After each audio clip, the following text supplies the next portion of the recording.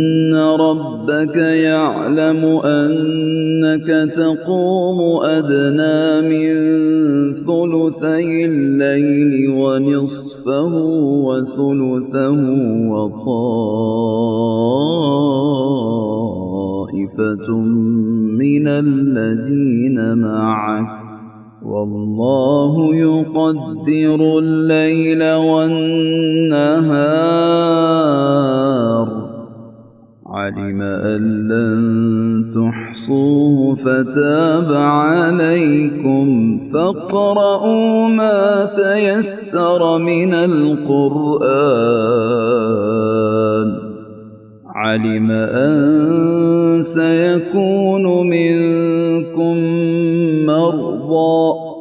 وآخرون يضربون في الأرض يبتغون من فضل الله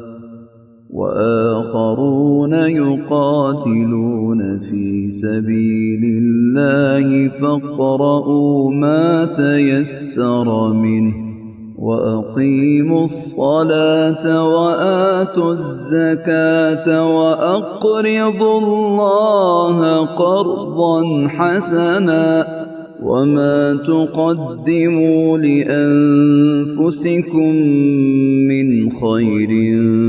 تجدوه عند الله هو خيرا وأعظم أجرا واستغفروا الله إن الله غفور رحيم